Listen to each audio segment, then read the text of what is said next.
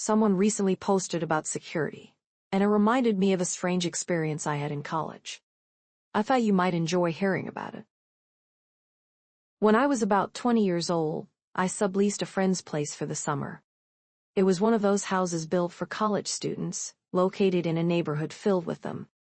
The house had 4 bedrooms, but the other roommates were out of town, so I was completely alone. Coincidentally, a friend of mine had a younger sibling who needed to find a temporary home for her rescue pit bull. I've always loved dogs, especially boxers and pit bulls, so I was curious. Little did I know, I would be forever grateful for that dog. I swear she saved my life. I'm a bit obsessive about 2 things, cleaning and securing my space. I always locked doors and set alarms whenever I was home alone, which was a lot that summer. The first night I had the pit bull, named June, I felt a bit nervous. I didn't realize until my friend dropped her off that June had just been rescued, less than a month prior. She was apprehensive about me, and it was clear she had been through some tough times. Scars covered her body, and she looked like she had recently given birth. And let me tell you, June was absolutely massive. She was jacked. I had rehabbed a dog before, so I felt up to the challenge. After all, it was just June and me for the entire summer. The house had magnetic fob locks. There was a door at the front facing the neighborhood and another at the back that led to an alley where I parked my car. I locked every door every time I used it and secured my bedroom door at night, where June slept with me.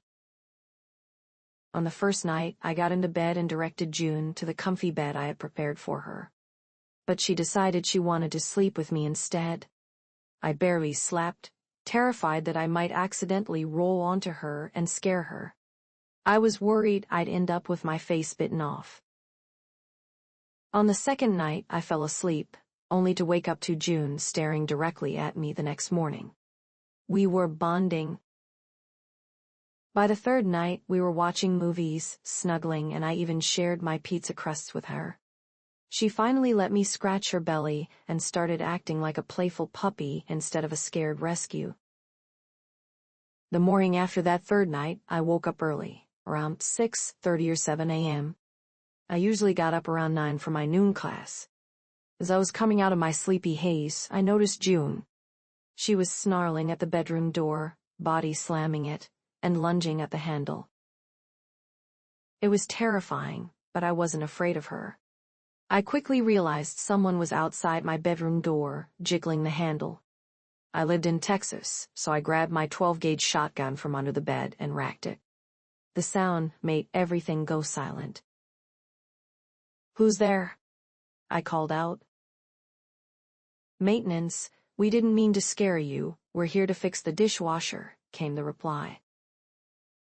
"I didn't put in a maintenance request. The dishwasher is in the kitchen on the first floor," I said. Yeah, we were told no one was here. I'm training a new guy, and thought I'd show him what most of the houses look like inside." At this point, June was losing her mind, and I was armed, feeling annoyed that these guys had woken me up so early.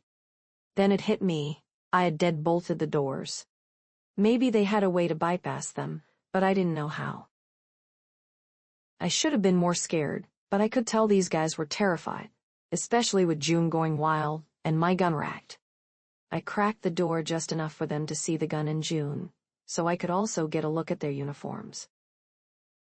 Strangely, they weren't wearing any uniforms. There were 3 men. 2 looked like they'd had it rough, maybe in their early 40s, and the third was in his mid-20s. All 3 were dirty, as if they'd been sleeping outside. Their clothes looked clean, but they hadn't seen a shower in a while. I told them to leave or I'd let June out. I said I'd call the front office to verify their story, but for now, they needed to go. To my relief, all 3 men turned around and left. Once they were gone, I checked the doors and found the back door unlocked. I had checked it the night before, so there was no way I had forgotten to lock it. I called the front office as soon as they opened at 8 a.m.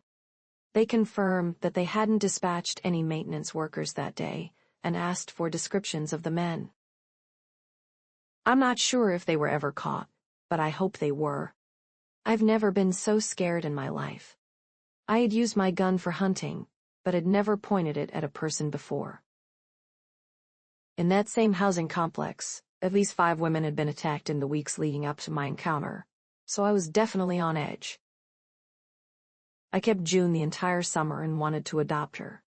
We bonded, and I felt safe with her by my side. But the place I was moving to didn't have a yard, and I knew she wouldn't be happy there. To this day, I'm convinced June saved me from something truly horrible. To the maintenance men, may we never meet again.